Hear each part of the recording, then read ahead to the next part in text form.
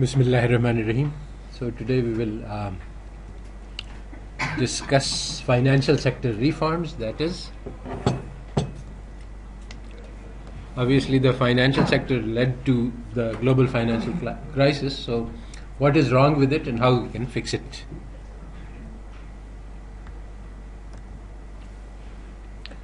So Minsky says that the only rule for Federal Reserve is that there is no rule. The meaning of this is that the system keeps evolving, so you can't fix a set of rules and expect that it will work. It's like the computer programs and the viruses. As the computer program develop a defense, the virus makers develop a new attack, and then there's a new defense, and it continuously keeps evolving. So you can't say, okay, now I've got the perfect defense.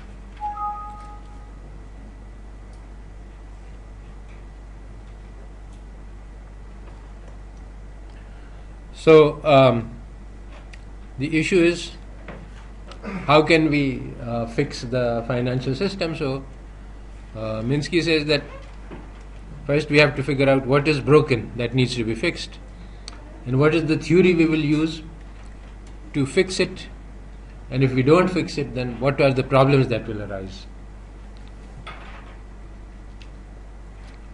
Alternatively, what is the problem that will not arise if you apply the fix?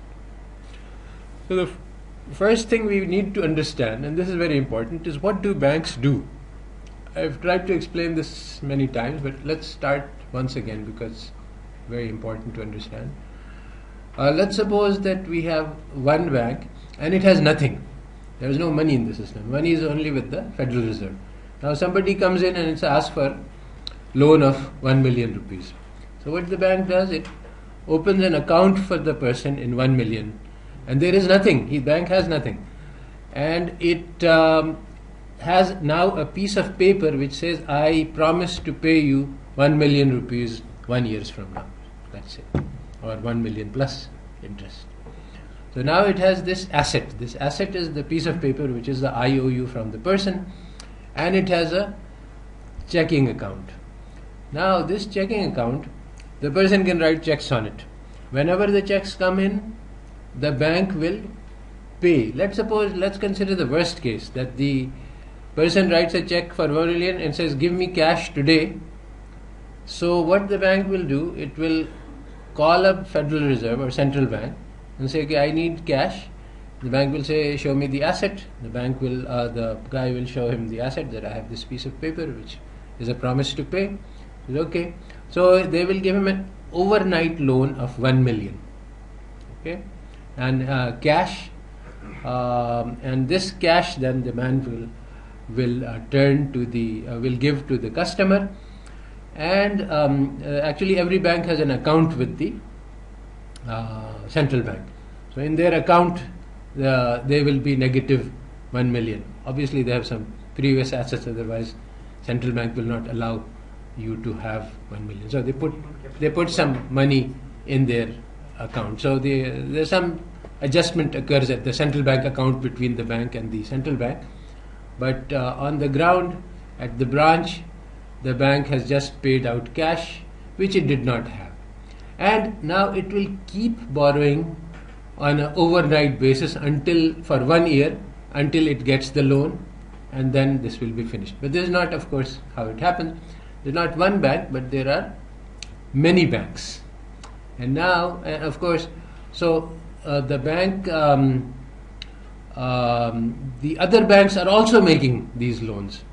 And so the person, when he gets, let's think of a system in which there is no money, only checks.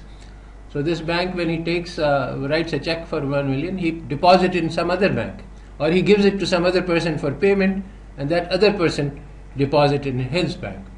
So now this bank says that to the original bank that you pay, instead of taking cash now, the bank says that, okay, I have a entry on you for 1 million.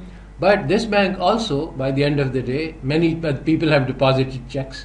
So at the end of the day, there are many banks, they have many debits, many credits, and there is clearing which takes place at the end of the day. Very complicated. So clearing takes place at the central bank, where all of the pluses and the minuses are added up and subtracted, and in the end each bank has some positive and some negative. If it is only checks, then all of the amount that was created with the banks is still with the banks.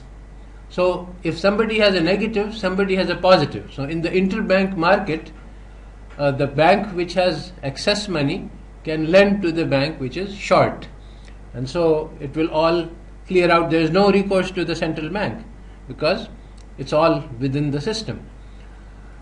Now the only thing is that, of course, in the interbank market they borrow at interest.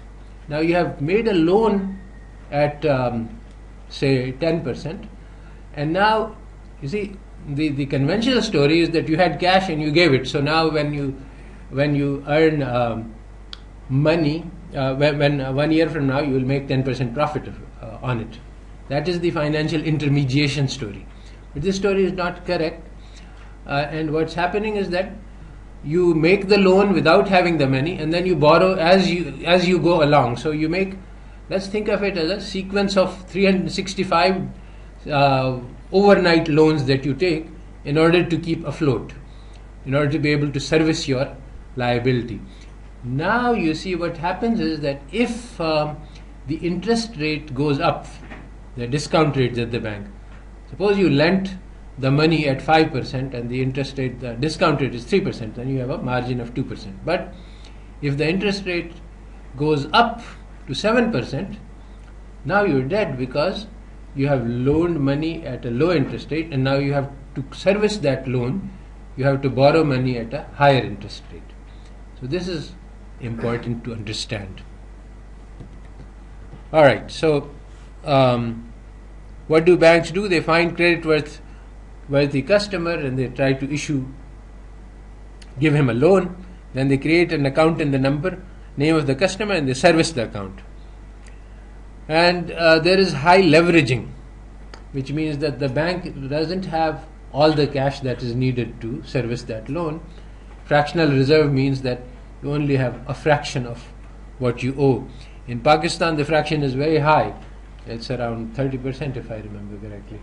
And in the USA and UK, it's very low. It's 1% or even less. So, because of this leveraging, banks need to have, they don't have the money they lend, so they need to have fairly high repayment rates in order to survive. If only a small number of loans are not paid, they go bad, then they lose a lot of money because they didn't have that money which they lent. In a gambling house, which is what's going on, you only need to win 50% of the gambles, but the banks need to win 95% of their gambles. So, because of this, the risk of non-repayment to bank is very high. So they need to handle this risk. So what they need is expertise in underwriting loans. What is underwriting? Underwriting is the way to make sure that this loan will be paid back. One of these is collateral. You get some collateral, but again that requires assessing, the ability to assess the value of the collateral. The other thing is the stream of payments that is going to come in. So you have to assess the reliability of the borrower, the reliability of his earning stream, and so on. So all of this is part of underwriting. So one of the things is the underwriting. The second thing is long-term relationships. Then there is the banks keep some money as a cushion against loans, and that's called loan loss reserves. So if this particular loan, especially this varies by risk, if there's a risky loan that they have made, then they keep more reserve and margin for the possibility that that loan might not be paid back. And they have some capital reserves in general to cushion their losses.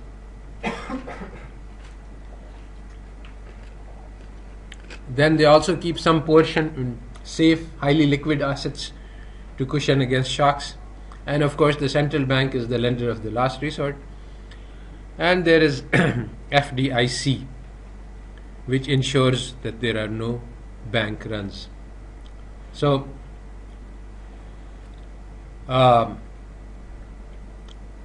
see, we are thinking that the checking account is money in the bank, but actually the checking account is a liability of the bank.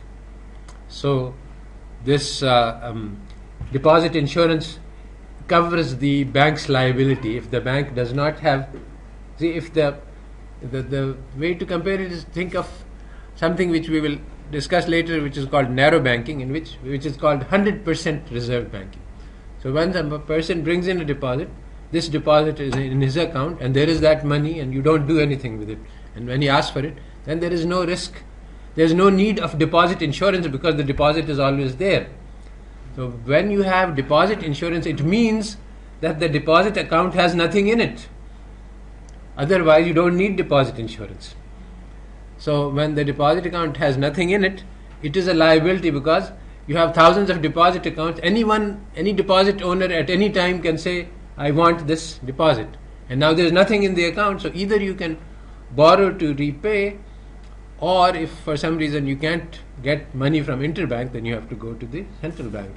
And if the bank itself is bankrupt and you can't borrow from the central bank also, then there is deposit insurance. That makes sure that even if the bank collapses and goes into bankruptcy, the depositor will get paid. These are all three different outcomes. So together these methods ensure the capability of banks to pay their liabilities even in bad times. So as long as there is confidence, so there are two different things which are very important, and the whole lecture is about. One is the concept of liquidity. When somebody comes in and says, I want my money, do you have the cash to pay? That's called liquidity. And the other is called solvency. Solvency means the bank itself has more assets than it has liabilities. These two are different things, and it's very important to keep them separate. So once you have, basically if there is a run on the bank, every bank will collapse, because fractional reserve means that the amount that you have loaned is bigger, and the amount of money that you have is only a fraction of what you have lent. So if there is a run on the bank, then banks have assets, and they can liquidate these assets. They can raise cash by selling those assets. But if you start selling assets, this causes a decline in asset prices, and if there is a fire sale, then if everybody is selling assets, then assets price decline very rapidly. And if you have asset price decline in general, the bank can be solvent because it says that my assets are worth 1 million and my liabilities are only worth $500,000. But if the asset prices decline rapidly, then the bank can become insolvent. It's the value of its assets may be less than the value of its liabilities.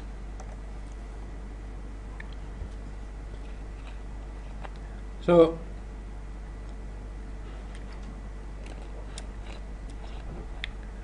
the banks work under government regulation. Basically, the fractional reserve banking system works because the central bank is the lender of the last resort, and there is FDIC. This system was in existence prior to the existence of central banks. But in those situations, in those times, there would be quite routinely runs on banks, and then banks would collapse, and this was a problem. And banks had to keep judging how much risk, because the more they expand, the more the loans they give, the more profitable they are, but also at the same time, the greater the risk of the collapse. So there was always a tension, try to make more money or try to be safe. But the central bank has a bad effect on market discipline, whereas if you have if you feel safe, then you can take greater risks and incur the possibility of going bankrupt, because there is somebody to catch you when you fall.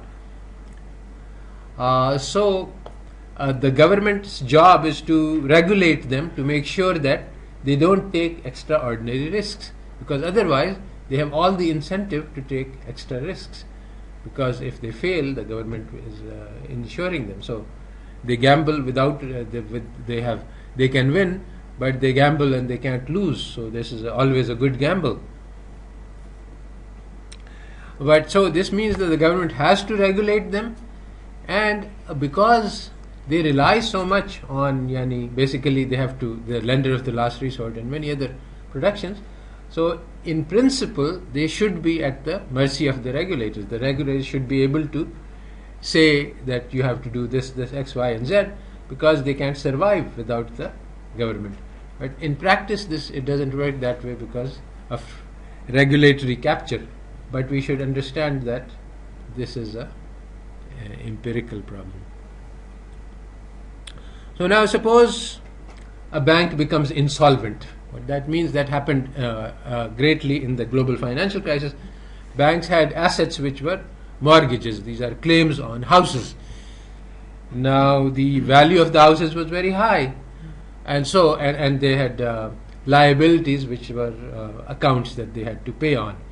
So if you take a house which is worth 10 million and you give a loan of it of 9 million, then you are solvent. But if the value of the house declines to 8 million, now you have become insolvent. So what happens when you have an insolvent bank? What should the regulator do? What should the central bank do? There are three choices. One is that you allow it to operate. You overlook bad loans. Basically that means that you keep it liquid. You allow it to keep making payments even though technically the bank is bankrupt. This is called forbearance. Or you can nationalize it, which means that you take over the bank and you put in enough money, you give it enough money to make it solvent. Or you can resolve the situation. Resolution is you put the bank into bankruptcy. This is a technical legal status. So now the bank is bankrupt. In that case, you just resolve all the obligations. So those people who are basically the depositors, they are guaranteed, so they get payment. Then there are many other people who have the shareholders of the bank. There are employees who are owed pays, and many people who have some people who have claims on the bank, some people who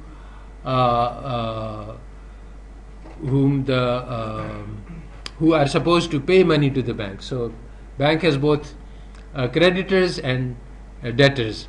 So basically at resolution, you take all the assets, you sell all the assets, and you take the money and you pay off all the creditors that you can. If you cannot pay off all the creditors, then there is a priorities. There are first priorities, second priorities, third priorities, sequence in which you pay them off. If you the depositors always get paid off because they are insured. The government pays off those which the bank cannot pay. After the assets are finished, the other creditors may just go empty. Or sometimes you arrange that if all creditors are in the same class, then you say that okay, you will get 10 cents on the dollar or 50 cents on the dollar, depending on how much the assets are. They lose money because they are not insured, and if you are a shareholder in the bank and the bank goes bankrupt, then that is too bad. I mean, that's one of the risks of ownership. So you have to make decisions as the regulator, how much pain to inflict to whom? Uninsured creditors of the bank. Now, the regulators believe that some financial institutions are too big to fail. If you resolve them, that would break the system. That is, you get rid of the bank and put it into bankruptcy and take care of all the creditors and debtors. Then that would cause the financial system to break down.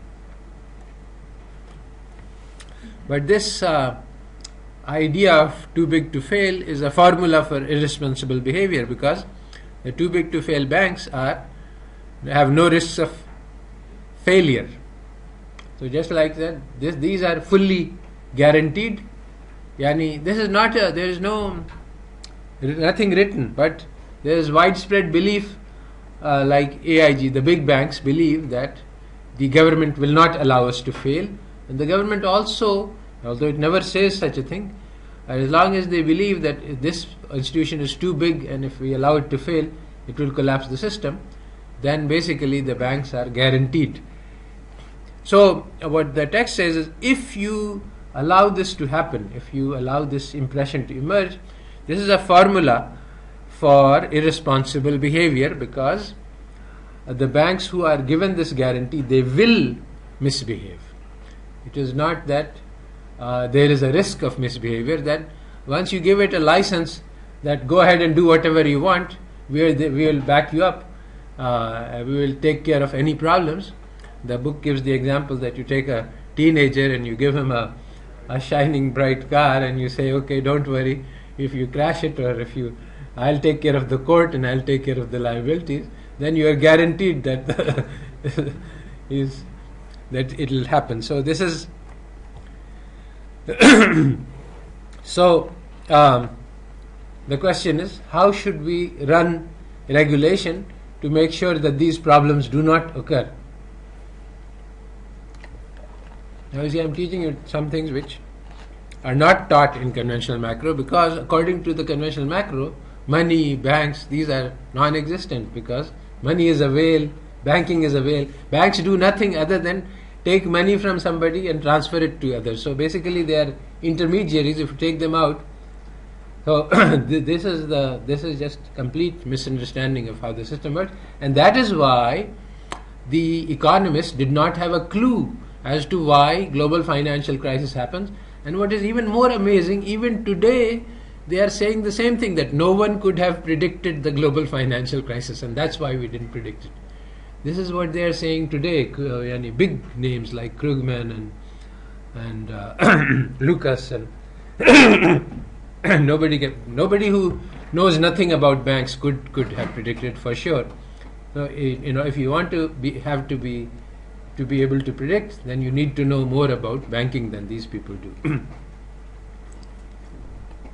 So if we want to prevent global financial crisis, we have to know how to regulate banks. In order to know how to regulate banks, we have to know how banks work. And so how can we evaluate whether a bank is healthy or whether it's not? To understand that, we have to know what banks do. So first of all, it's clear that banks are profit maximizers. Unlike other institutions where there can be other motives, banks deal only with money. They borrow money, they lend money, and their only goal is to maximize the money that they have at the end. They cannot, even we've talked many times to Islamic banks about service, and they all say that, look, at the end of the day, the bottom line is what matters. Okay, we can do some service because our name is Islamic, but we cannot do service if it will lead to losses. So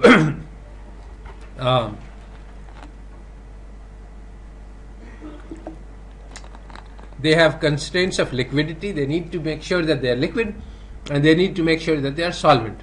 And as I said, these are two different things. One can have either one without the other. You can have liquidity without solvency, and you can have solvency without liquidity. They are subject to regulatory laws of many kinds, and they seek to maximize profits subject to their constraints of liquidity, solvency, and regulation. So how should good banks behave?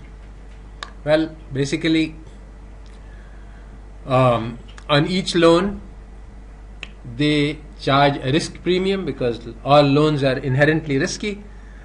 They have to make sure that higher risk loans get higher premiums, so higher risk premiums, so that in the end some percentage of the loans will collapse.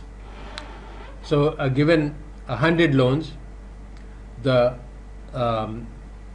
suppose there is a 10% risk of default, then they should charge a 10% premium on each loan, so that when 10 of them collapse, they have enough to cover the collapse. If the risk rating is lower, like if it's only 5%, they need to charge a smaller risk premium. So that's one of the things they need to do. Then they have to secure loans with suitable collateral. Collateral can be like houses or paper. Usually it's one of those two. Paper means that I have an IOU, just like the bank when it goes to central bank for a loan, it says I have this IOU. So the value of that paper is used as a collateral for borrowing. But the collateral asset prices are also uncertain, like this promise to pay, whether or not it comes true, whether or not it is realized is something that's uncertain. Collateral can also be a stream of payments, like if you have a mortgage, it says that this person is going to be making payments for $1,000 every month for the next 20 years. So that's a collateral. Now the question is, will this actually happen? So this can fluctuate. So there is some insurance that is needed against fluctuations of asset prices. And this is often achieved by different kinds of insurance. Derivatives is one standard way of insuring these kind of things. Then the stream of cash inflow payments is usually regular, like if you have a mortgage, then there's a promise to pay $1,000 for a month. The stream of outflows can also be regular. If you have a bond that you have issued, then you have to pay the liability on that bond regularly. Every month you have to pay some payment. But also in banks, the stream of outflows can be extremely irregular, and that's the majority, because once you open a checking account, then the amount of the value of the check and the amount and the timing, these are all outside your control. The customer decides how much money he's going to take out, and one day if all the customers decide to write big checks on your account, then you are going to be in trouble. So stream of outflows is random and irregular. So basically then a bank is can you be visualized as a stream of incoming payments and a stream of outgoing payments with fluctuations in both of them. Now the question is, so there should be, on the whole, there should be a margin of safety.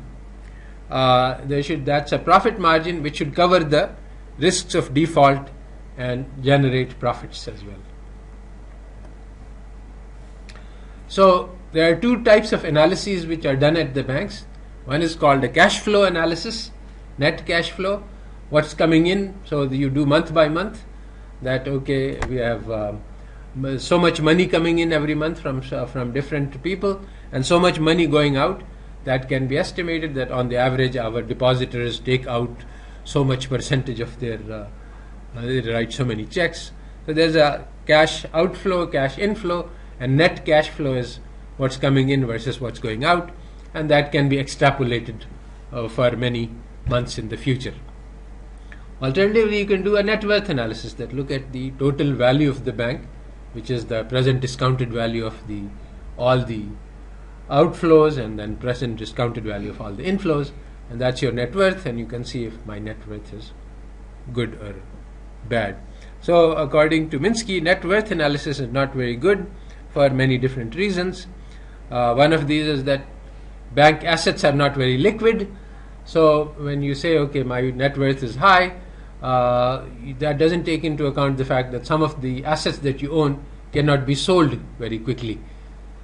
So the other thing is that the value of the assets, according to the bank, may be different from that value when you try to sell it, because the banks have a lot of inside information. For example, on the basis of personal relationship, you have given a loan to a very reliable party, but when you go out to sell it, people will say that how do I know that this guy will pay, so I will only give only a little bit. So you can't actually, so you have inside information, confidential information, you can't share that information because that will be against your confidentiality agreements. It will cause breach of trust. Also, some judgment is involved, and that judgment cannot be communicated to others. So because of this, Prudential banking involves holding a stock of liquid assets like treasury bills, and there are some things which are called call loans. So call loans are that they will be paid back as soon as you call on them. So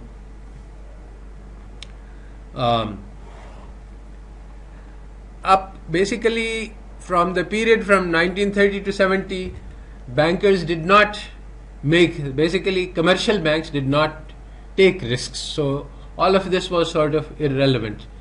But since the 1970s on, when the deregulation period started, then all of this suddenly became, because the banks started taking more and more risk gradually, so the fragility of the system increased. So now what is this fragility? Fragility is just a word. Now we are looking at the structure of what fragility really means in terms of nuts and bolts. So once the bank started taking risks, then they started safeguarding against these risks by holding a stock of liquid assets like treasury bills and call loans. And they learned from experience how much they need to hold. Now, as I said, there are two types of constraints. One is liquidity and one is solvency. So now we will look at liquidity constraint and how it works.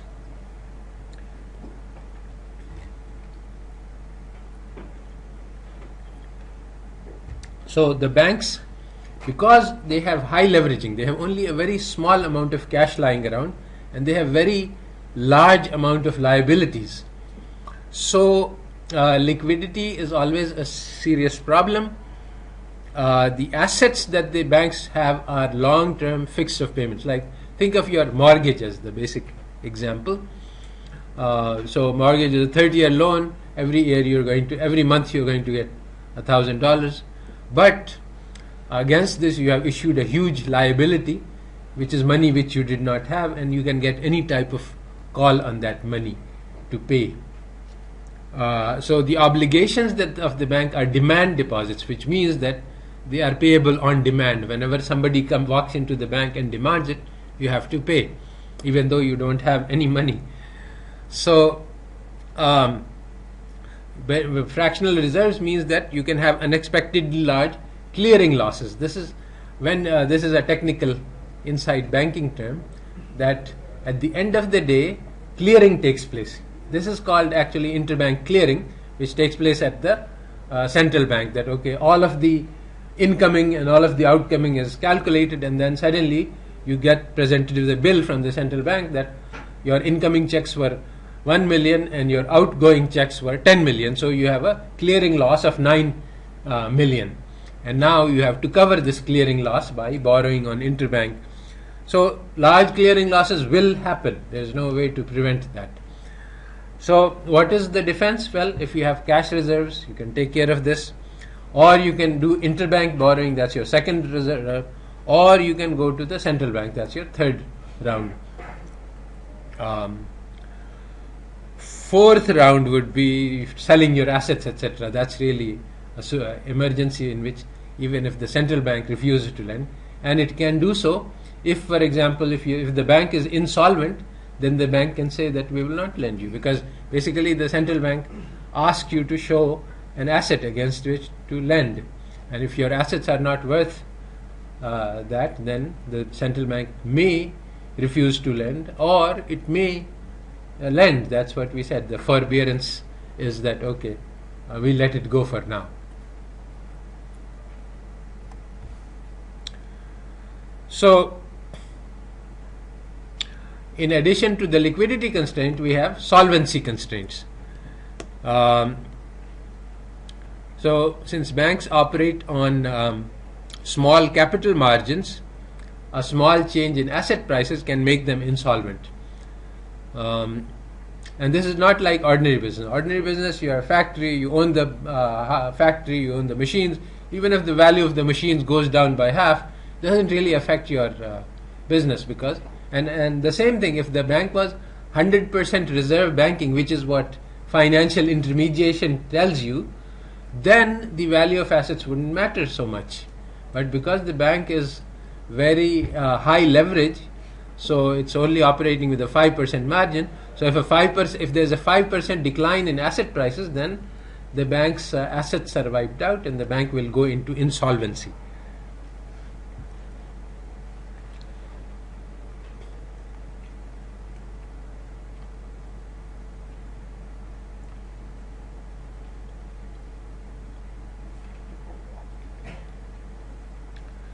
So the bank makes loans against collateral. So the bank takes a house as a collateral and it makes a loan. And if the value of the asset that it has made has gone down, if the evaluation was wrong, this is what happened in the... Usually you see the banks, a normal mortgage loan used to be... It started out by saying that you have to pay 50% of the value and we will give you 50% of the house. That's pretty safe because the value of the house will not go down by half usually. If it goes down by 10%, 20%. But then after the US introduced this Fannie Mae insurance for mortgages, and it allowed these 30-year loans, and it required 20% down payment. So 20% is good, but pretty secure. But in the lead up to the global financial crisis, since the 90s and since the 1995 and 6, the market for mortgage-based securities became very hot. Everybody wanted to buy them. So anybody who could originate a mortgage could sell it, securitize it, and sell it. And so they didn't need to worry too much about the risk of decline of asset prices on the mortgage. So then very, very strange types of mortgages started to being made. So first from 20% they went to 10%, and then they went to no money down mortgages. So you don't pay anything. So then the bank issues a loan of $1 million, and it takes an asset which is a house worth $1 million. And so there is no margin. If the value of the house declines by 1%, you're already insolvent. That is, your asset is worth less than the liability. So these things started happening. So basically, you give loan against collateral, or you give unsecured loans against net worth of the borrower. This happens in when you have a long-term relationship. You can give a loan to a person without having any collateral because you know the person and you think he's good for the payment because he's a very rich party and he has taken a very small loan, so you expect to be paid back. You don't ask for collateral in such situations. So when these loans go bad, then you have to seize assets or start legal proceedings, and these are costly and slow. Banks are not pawn shops. They don't operate. This is not their normal mode of operation, to seize an asset and sell it in order to recover the loan. So this is unlike pawn shop, which is the normal mode that they expect to be able to seize the asset and sell it in order to recover their loan. So banks make loans against the cash flow of the borrower normally, that they net worth also plays a role. So these are the two constraints on the banks: liquidity and solvency. So this is how the system works. Now we try to think about how a system should work. What is the things that system should be doing? Because these are things we need to know in order to reform the system, to make a better system. So overall, the financial structure should be conducive to economic development, should promote welfare of all parties. So what are the things? We need a payment system. Somebody wants to pay money to somebody, like we go to the bank, we go to the store, we want to buy something, especially the more expensive assets. Like if you want to buy a house today, you have to pay millions. You don't want to go and get $1 million in cash out of your bank in order to pay. So the system arrangement should be such that you can safely pay the money and receive the asset without many types of risks that are involved. The firms and households, they all all have streams of incoming and streams of outgoing, and they will all run into imbalance. So everybody will need to borrow money. So this is what the financial system should be able to do: smooth out these difficulties and provide short-term loans to cover situations where the incoming flows are expected later and the outgoing expenses are early. In particular, as Kane said, normally when firms go into production, they have to buy their raw materials, they have to hire laborers, they have to produce, they have to rent buildings and buy machines and pay factories. All of this has to be done before the production takes place, and then they earn revenues after producing and then selling.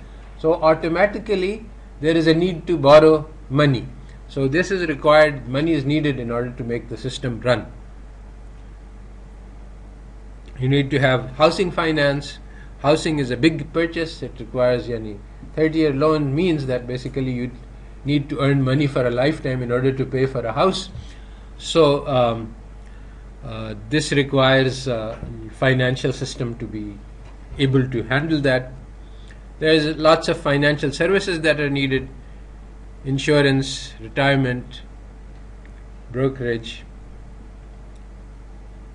and if you want to buy something which is expensive and long range, the payment will be taking place long time later. This is the job of investment finance. Then again, the financial system should be able to provide that financing for that.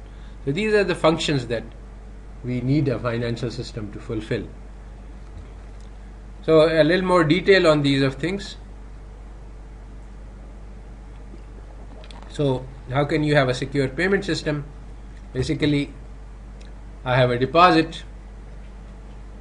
This is what is currently used as a payment system in the USA, not so much in Pakistan because we're much more a cash-oriented economy.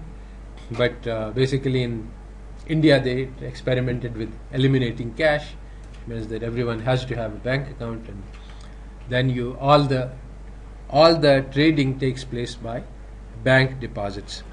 Now FDIC guarantees that all bank deposits trade at par.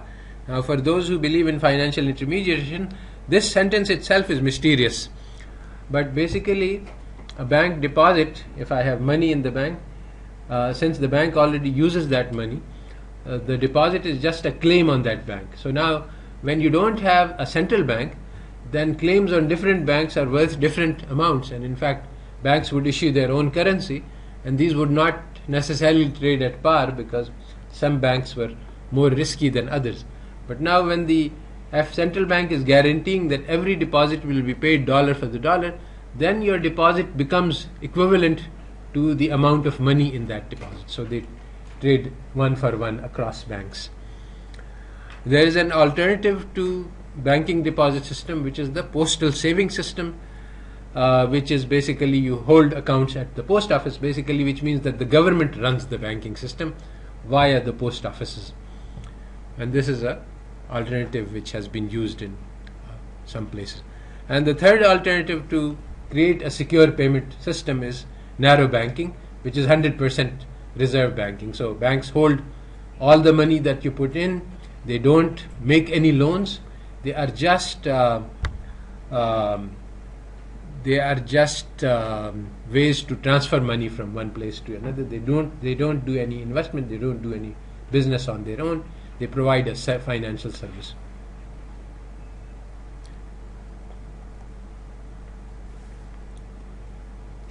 So that's one of the systems that the financial system need, one of the functions. The second function is short-term loans that need to be provided by the financial system. So one method is to the commercial banks give loans to firms. There's an alternative, which is that firms can issue bonds or equity to borrow money from the public directly. There are consumer loans of many kinds.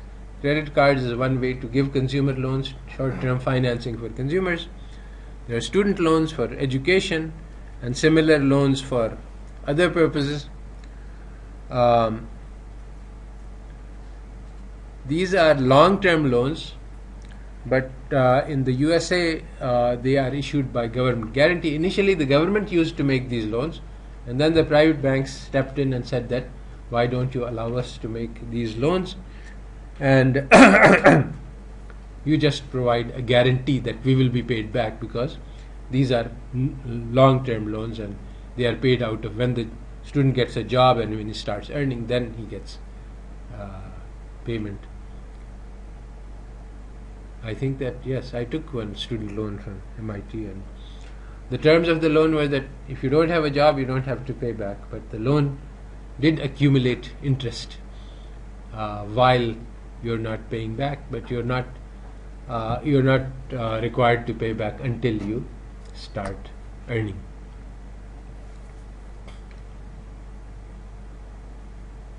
There are also short-term loans required to local governments, city, state, and the government can also issue their own bonds, and there was a state bond crisis that occurred in the 70s, which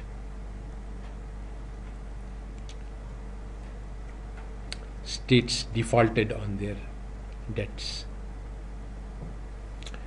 The third function that the financial system needs to do is to provide housing finance, because this is one big purchase that consumers cannot make usually. So they need financing to buy houses. Up until the 70s in the US, savings and loan provided 30-year mortgages, which were very safe and secure. Basically, the banking system was such that banks could only operate in their local area. So the banks knew their own areas very well. They knew the properties, they knew the people, they knew the kind of jobs that exist in the area. So they were very well able to assess the risks, and they did a good job on this. The rate of default on mortgages was extremely low. But in 1979, 78, Reagan was elected, and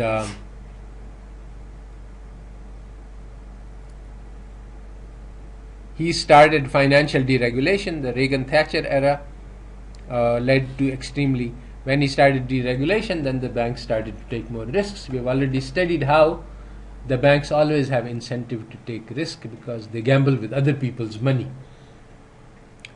Then what happened was that the Volcker, in the 1980s, the Volcker decided to go for controlling inflation by hiking the interest rate. And this hike of the interest rate made these savings and loans insolvent. Now, to understand this, you need to have understood how the banks function. Because basically the banks had made large loans at low interest. These mortgages were 3% or 4% or 5% even. But the Volcker hiked the interest rate to 10%, and now the money that they need to borrow to cover the deposits that they have already made they had to borrow at high interest rates, and they had made loans at low interest rates, so they became insolvent. So in order to cover this, they started taking even more risks to try to make it back, and they started investing in the financial market and in foreign bonds, which were paying even higher interest. And this ultimately led to a huge crisis in which the government had to go and bail out the banks. And this is the biggest crisis until before the GFC. And according to some calculations, all the profits of the entire banking sector were wiped out for 50 years, for the past 50 years, since the Great Depression. So, somebody was giving a talk on the financial sector, and he said how we need to learn from the US financial sector. So, he didn't know that the US financial sector is not a good, even after the global financial crisis, the shock and awe of the West is so high that whatever they do, we must follow, regardless of whether it leads to good or bad results. People are so impressed with whatever they do that they say that, okay, to reform, maybe the fact that their system has not worked very well and maybe we need to do something different doesn't occur to people. One thing that I would like to point out is that all of our study is I'm reading a text and it's mostly about US experience. Technically I should be talking about Pakistan and Pakistani experience, but there's one thing is that I'm learning this for the first time, and that this study has only been done in the USA. We cannot directly apply these things to Pakistan, but this is where the maximum amount of data and analysis exists. So the first step is to learn this. Then, and the second step, next time I teach this course, I will study more carefully about what happens in Pakistan. But currently I'm just struggling to master this stuff myself. I'm teaching this to you so that I learn it. If you teach it to others, then you will learn it. That's why I've asked you to do it in groups, and I haven't got the time to actually cross-question and examine whether or not you understand. This stuff is not so easy, but it's also not so difficult. Definitely not as difficult as David Romer differential equations, and definitely much more relevant. So, but you will have to struggle with it and try to explain. Another thing that I would like you to understand is that, as I mentioned last time, is that you will have to learn strategies of persuasion. Remember that there's two things. There's one thing is winning arguments, and that's things that people like to do and enjoy, going into combat and winning. And this is absolutely the wrong strategy. If you have unorthodox position, you shouldn't be trying to win arguments. You should be trying to persuade other people. So the techniques of persuasion are very different from the techniques of winning arguments. You often lose arguments in order to be able to persuade. So this was just a note on why we are studying the US experience, even though it's not directly relevant.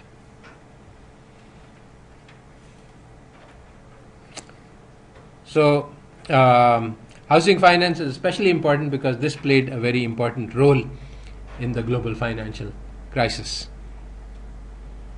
When the mortgages, while the mortgages were handled locally, they were safe and secure. But once they were securitized, when people were able to sell them, then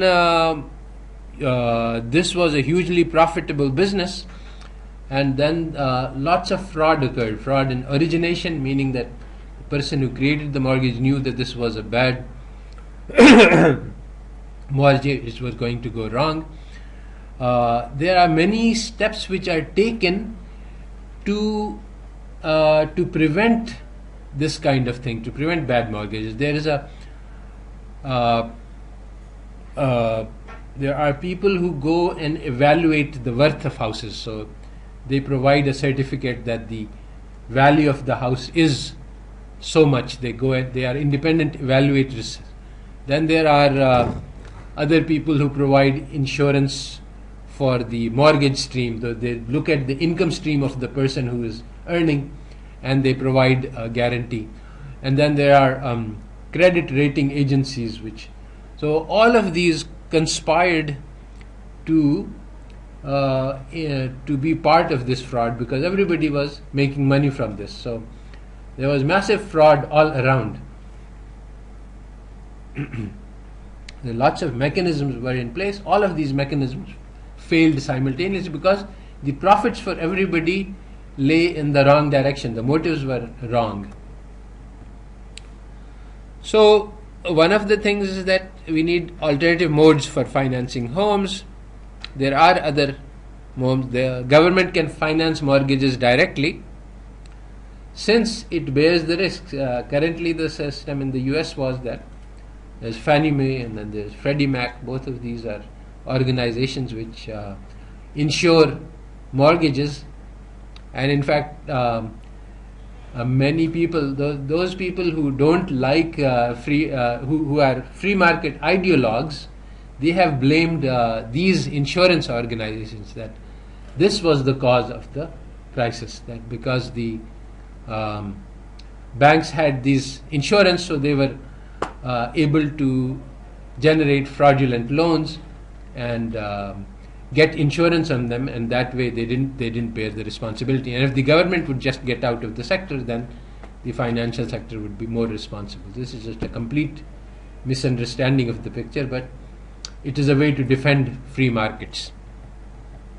So since the government is already bearing the risk because it has these insurance origins, it can actually originate the loans itself, or they can be public-private partnership, and there is a lot of value to doing that because and this is exactly the pre-70s model, that the local banks provide mortgages. They have much more local information which the government doesn't have. So if the government was to go into the business, it would be very bad because lots of people would come and borrow fraudulently. The government would not be able to tell the genuine cases from the fraudulent cases. So currently, up until the 70s, the US operated on what were called fixed rate self-amortizing loans, which means that the loan is a 30-year loan. The amount of money you pay remains the same over time. The interest rate is fixed over the duration of the loan, and the way it works, you can do the calculations, that initially the installments contain most of the interest payment and small amount of principal payment. As you go along, your interest payments become slower and your lower, and your principal payments become higher, and towards the end you pay all the interest and also you pay the principal. These are difficult to value in the sense that if you have a fixed stream at a fixed interest rate, the value of this loan depends on the interest rate, which may fluctuate from time to time. Now, basically, your present discounted value of this loan is hard to evaluate because it fluctuates with interest rate, and there's lots of interest rate uncertainty. The reason this is preferred is because this minimizes the uncertainty to the household. The household is a fixed obligation stream. The alternative to this is a floating rate market, which adjusts the interest rate to the market rate. So this is advantageous in the sense that it's easier to evaluate for the bank because basically now as the interest rate fluctuates, the value of the loan will fluctuate. So the amount of payment will fluctuate, but it increases uncertainty to the household. They don't know how much they will have to pay. The Islamic alternative is musharaka financing, in which instead of interest-based payment, your payment comes through the increase in the value of the house. And the advantage of the Islamic payment is that Islamic system is that it makes the bank and the owner partners in ownership of the house. So it aligns their interests, as opposed to interest-based financing, in which they are adversaries. Their interests are opposed to each other. And the Atif Mia and Amir Sufi book, one of the main points is that if the mortgages had been arranged on musharaka finance basis, then the global financial crisis would not have occurred, because the banks would not have made the risky loans. The risky loans were made because the banks did not lose anything from the collapse of the housing market, which they knew would happen.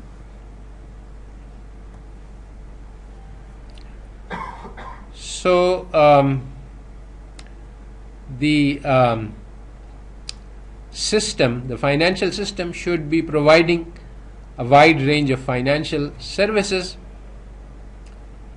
After the Great Depression, there are two basic types. There's long-term risky capital finance, which is investment banking, and there's a short-term, fairly secure financing done by commercial banks.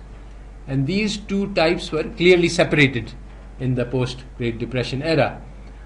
And this is important because for reasons we have discussed.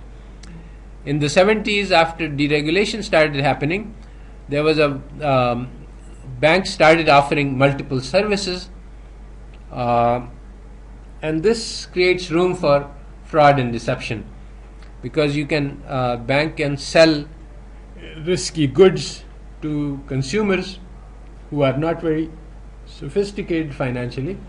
In the early times, 70s, actually I was there, so when the financial innovations were happening. So when you walked into the bank in the early 70s, they had they had current accounts and savings accounts, and these were the only two things that they had.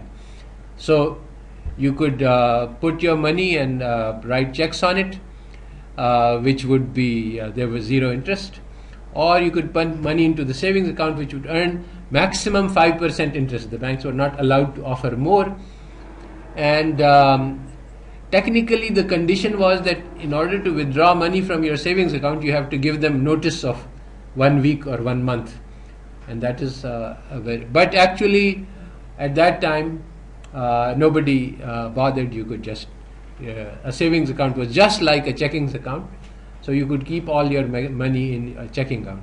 Then they started introducing in that time so-called now accounts, which would say that, okay, we will hold your money and we will invest this money into the stock market, mutual funds, and you will get whatever rate the market is earning, but it's also a checking account. So this is now a way to get the consumers into the stock market, which is exactly the problem that arose in the Great Depression. So anyway, the point is that once you start this, then the customer who doesn't know very much, he says, okay, put it into a money. He doesn't know what is the money market, what is the fund, what is the securities that are backing the fund, how risky they are. So now the bank can sell false goods to the consumers.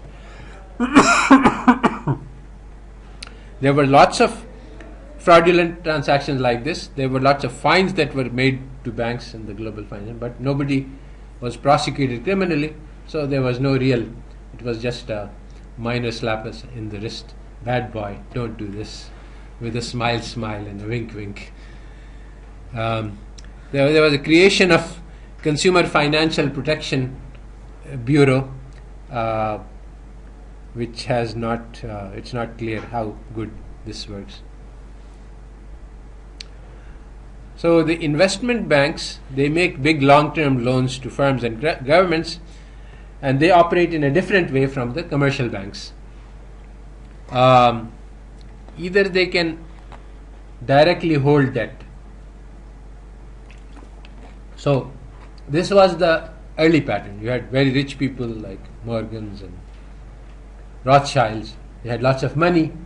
They would invest it into a business, and if it lost, they would lose the money, and if it won, they would make a lot of money. So that's directly holding the debt.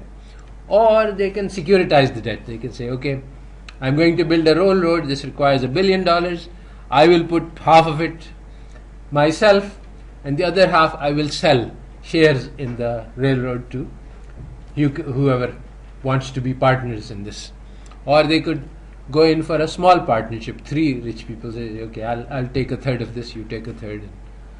So this is, they can sell the debt to household and firm for the finance, and then people who hold the stock, that's the securitization, they are now owners of the railroads, So the value of the stock is the worth of the railroads plus any returns which might come in 10 years from now, for example.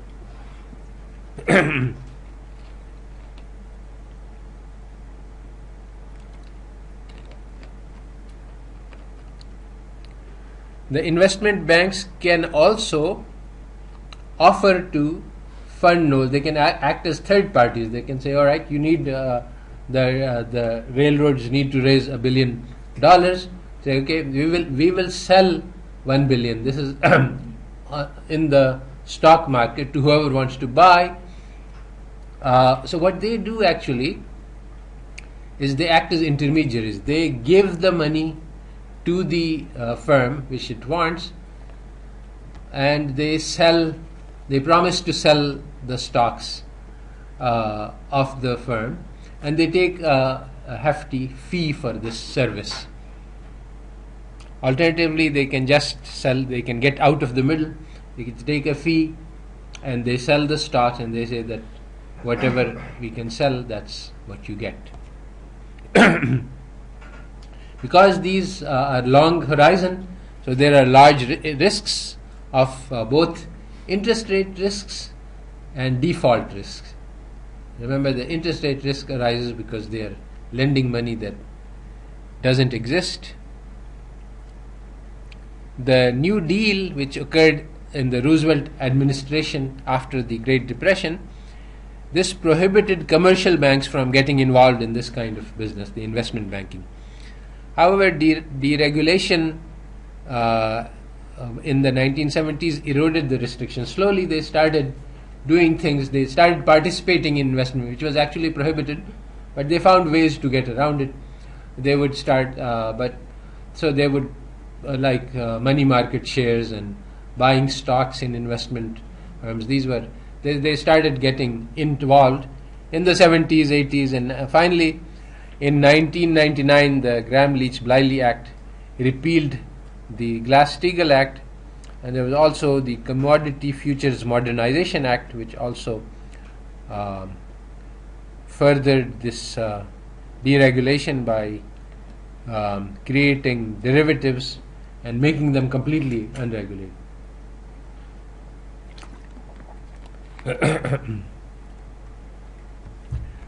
So it's these investment banks that got the economy into trouble, so we need to understand them better.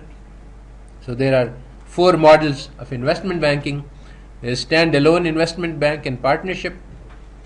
This is the original model, where partnership means that people actually own the bank and it's their money and they have stakes in the bank. The second model is the corporation. This is the dangerous model, which is actually the dominant model. So now there is no one who owns the investment bank. There are stockholders who are nominally owners, but actually the bank is run by managers. And now the interest of the owners are not the same as the interest of the managers. The managers earn huge salaries, and they are only concerned with their own salaries and not with looking at the soundness and reliability of the investments that you are making. So just as the mortgage industry collapsed because you could sell mortgages, so the managers who act on behalf of the stockholders don't have interests which are aligned with those of the owners. So this is what is the principal agent problem. Now your contemporaries in other classes are studying the principal agent problem, but they are studying the principal agent model as a problem as a mathematical model in game theory, which doesn't give you any real insight. In fact, Ariel Rubinstein, who's a famous game theorist, he has said that everybody says that game theory is very important and it's very valuable. I've studied this for 40 years and I haven't found a single use of game theory in real life. So these are the things that so this is the real principal agent problem, which everybody can understand. The mathematical form very few people understand, and it doesn't really matter anyway. So the third type is the big box financial superstore, which is also like today Merrill Lynch They have a commercial bank, and they have Musharka, and they have Islamic banking section, and they have everything, all financial services under one roof. They have investment banking, and then there are fourth type is bank holding company. These are the early models which were used to try to get around the Glass-Steagall Act. So the bank is a bank, and there's an investment bank, but there's a holding company which holds both of those banks in its own portfolio. So now you can do both of these things at the same place, even though technically you are not in violation of the law, because the commercial bank does not do investment banking, and the investment bank doesn't do commercial banking.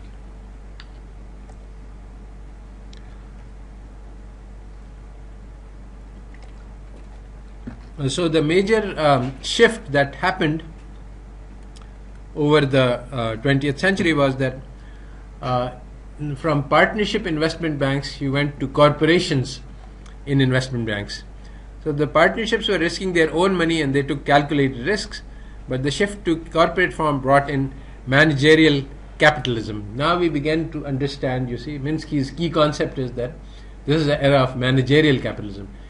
People are managing huge amounts of money which doesn't belong to them, and their incentives are not aligned with the incentives of the society as a whole. They are only out for private profits.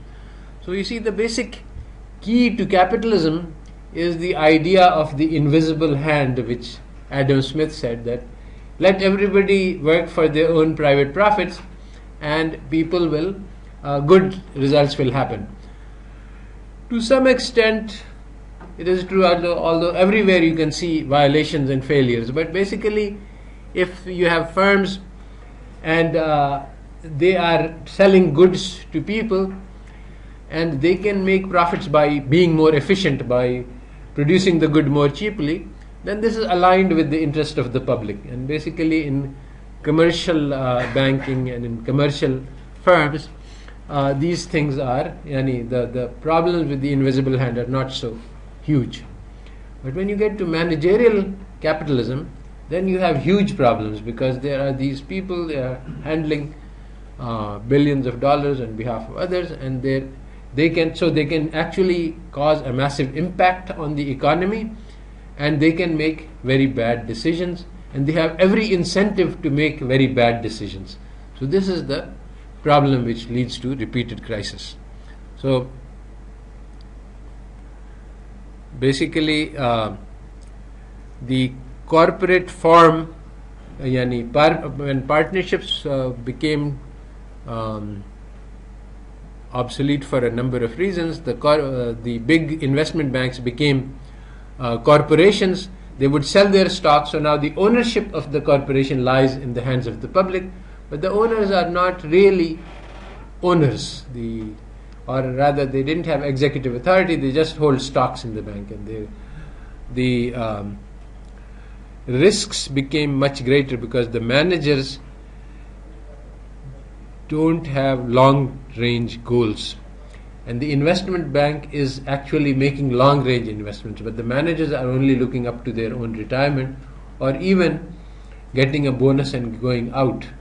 So there is a mismatch between the time horizon of the manager and the time horizon of the corporation, and that creates risks and fragility in the financial system. So this kind of thing also happened in the lead up to the the Great Depression, and so the managers have incentives to make speculative gambles, because they win if the gamble succeeds, and they don't lose anything if the gamble fails. So they have no skin in the game, and they have all the incentive to do fraud and deception.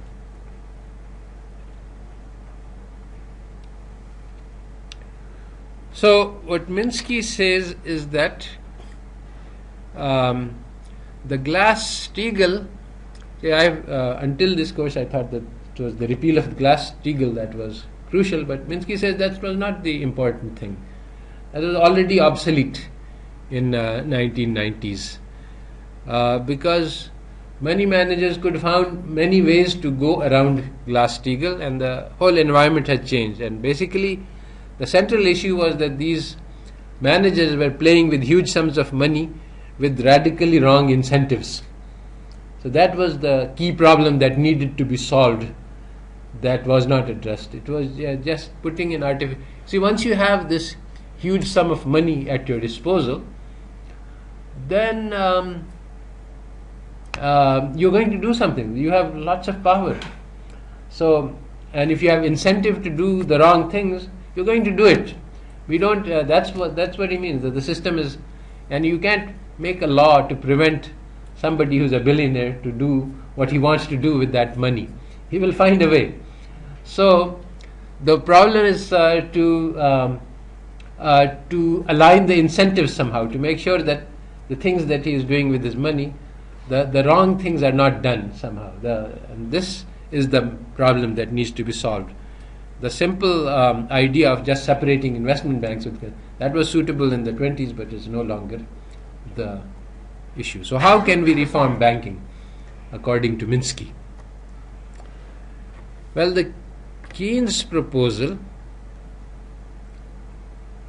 Keynes said that investment in long term should be like marriage.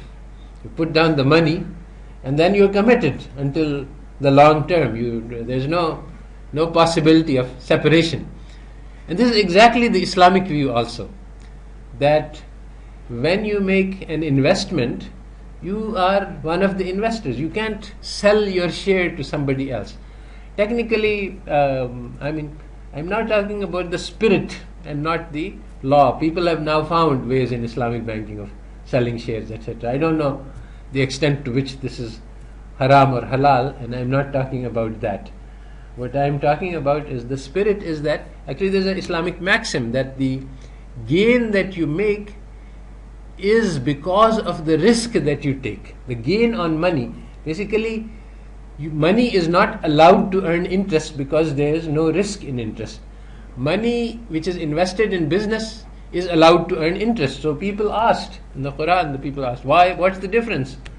So the difference is clarified that if you take risks with your money, then it is that risk which entitles you to earn a return on that money.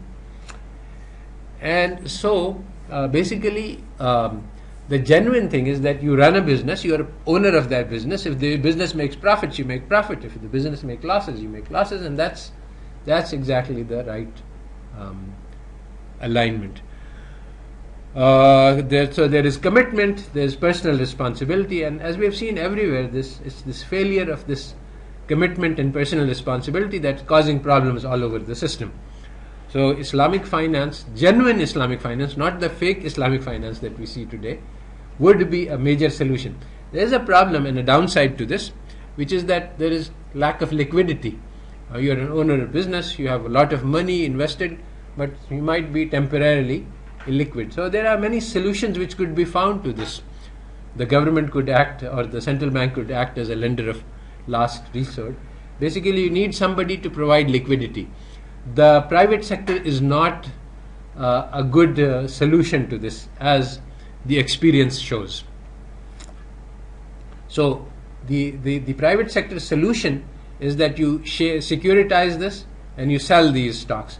But this creates two types of risks. One is that as owner of business, you know everything about this business. When you take this stock into the market, the people who are buying, they don't know. So you can misrepresent.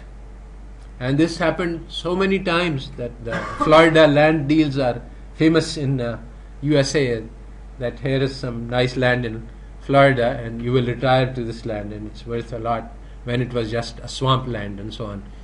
So and all over in Pakistan we have had similar. In fact, recent scheme was run some few years ago, 5-10 years ago, where muftis were involved in giving fatwa that this is halal, and the scheme was sold as being a return, as being exactly the legitimate Islamic scheme, that you are earning a share of actual business and the returns are going to come from business.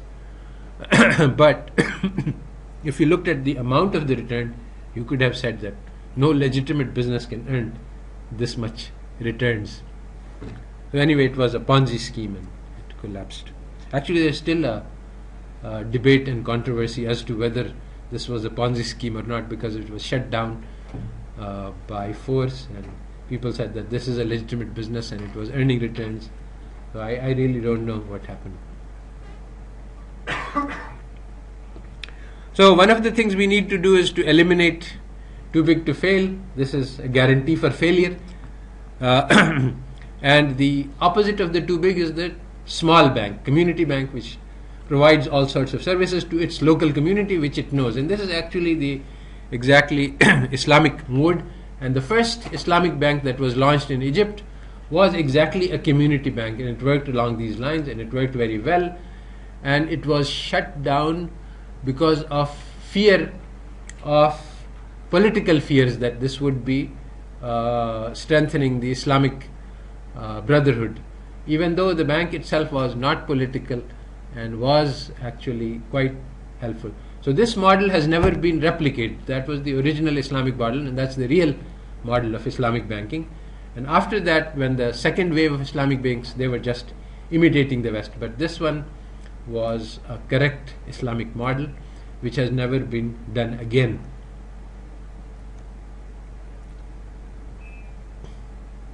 So basically, Minsky is opposed to the securitization of home mortgages, and we have already discussed why this is wrong. You should not be able to sell mortgages. Again, this is like mortgage should be like marriage, lifetime commitment. If you are able to sell, then you have all incentive to create frauds and deception. The underwriters of loans must be exposed to the risk. When you guarantee a loan saying that this collateral is good, this man is going to pay his loans, then your guarantee you should be responsible for.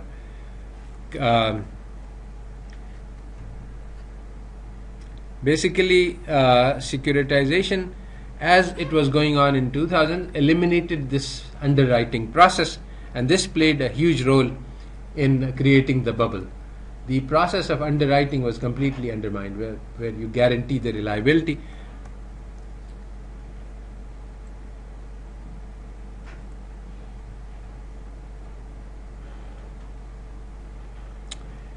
Everybody knew what was going on, but that there was fraud going, rampant fraud, but everybody had just a piece of the action, and their own particular piece was safe, so they didn't care about the rest of and they went along with the fraud that was going on right before their eyes.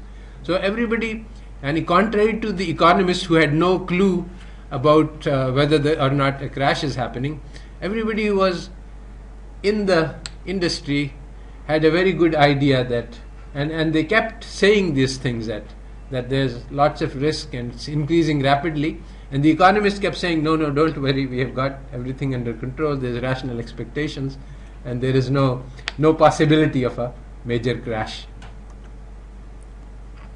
So what are the ideas we need to implement banking reform?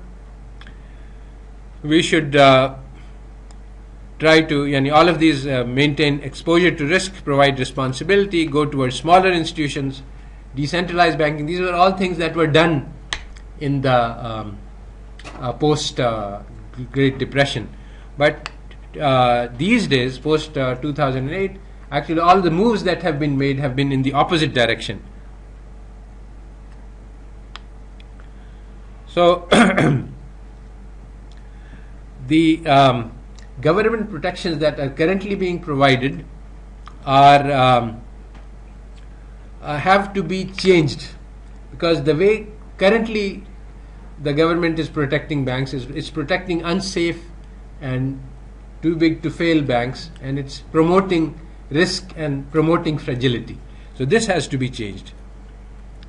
So current protection is FDIC and lender of last resort. These are the two basic protections.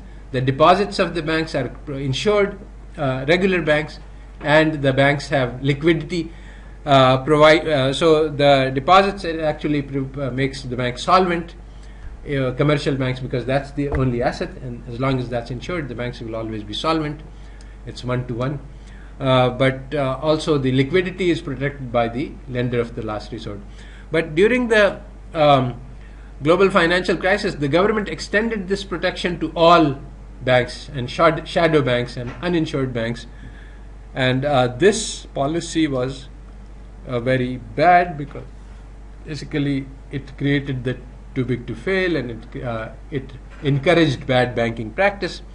So what we need to change here is that we should increase protection for good practices in banking, and we should reduce the protection for bad banking practices, and we should allow and shut down bad banks and resolve them rather than protect them.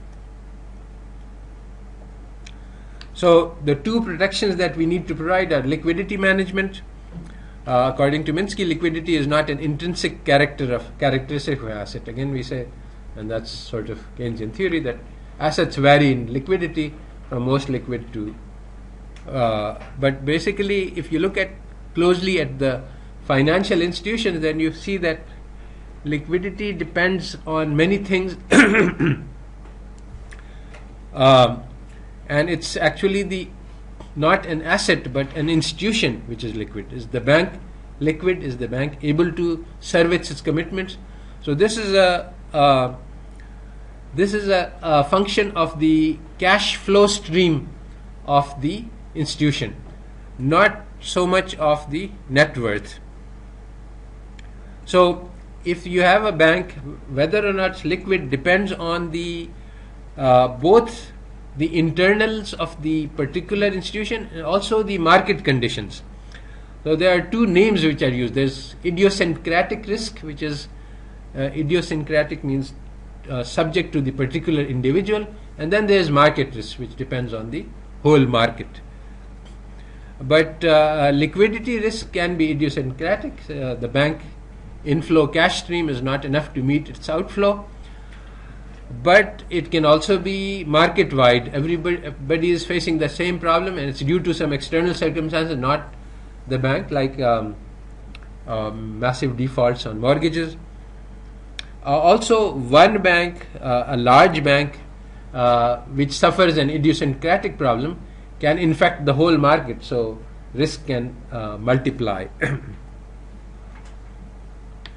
The liquidity problems can always be handled by the central bank, because it's the lender of the last resort, and it can lend without limit. It can create money, so it can do overnight lending without limit as required.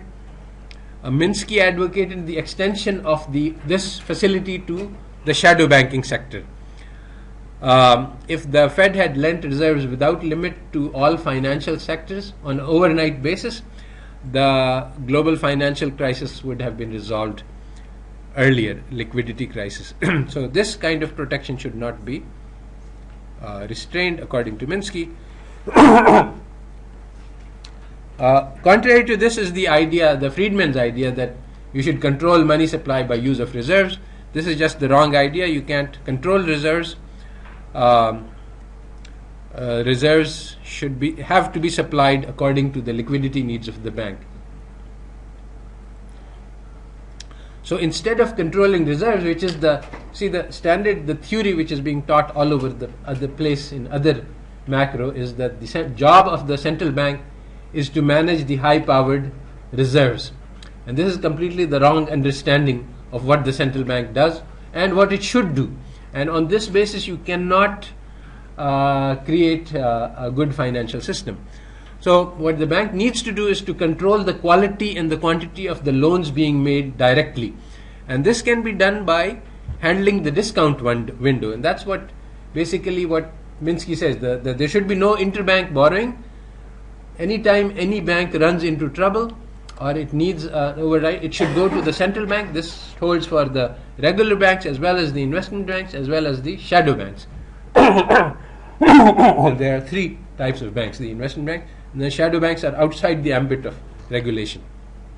Anytime they are in trouble, they should go to the central bank. This will allow the central bank to look at what they are doing. And make sure that it's not harmful. So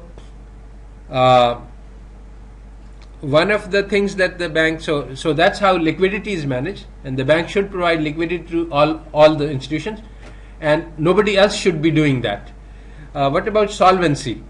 Well, this is protection against defaults. The regular commercial banks are protected because you want to protect deposits, but investment banks should not be protected against default. The cost to the treasury should not be a consideration, because the bank can create money and that's not an issue. Sometimes the solvency is an issue of timing mismatch. So the bank, the institution becomes insolvent because the incoming is very far in the future, and there is a huge burden of immediate cash flow problem. So this should not be considered as a problem, because this is just a liquidity problem, because as long as you keep making short-term overnight loans for a long period, this is the same as a long-term loan. And as long as the bank can provide, treasury can provide liquidity, this should be allowed. So the institution should be considered as solvent institutions. Any long run can be financed by a sequence of short runs. So the normal concerns which are used today to handle central bank operations are not the right set of concerns, and so when we want to regulate, we want to change these concerns. The relevant concern is the public interest. Banks should be prevented from doing financing on a risky basis, on a harmful basis. The current practices are highly problematic.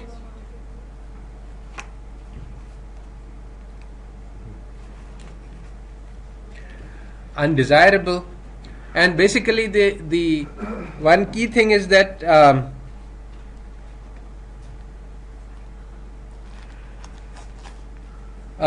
banks should provide liquidity on an unlimited basis, but it should resolve insolvent institutions, which it did not do in the global financial crisis.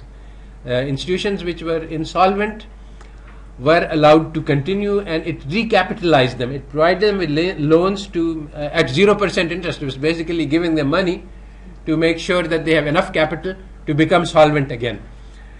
And this is very biased and very inefficient, and basically it prevents the market discipline from it basically extending the too big to fail to all institutions, which has happened, and instead of doing what was needed, it did the opposite thing, and that is still going on, and that is still a problem. So what we need to do is to improve underwriting. That was actually lost over the 90s and 2000. The underwriting discipline was lost because basically they assumed that you could substitute for it by insurance.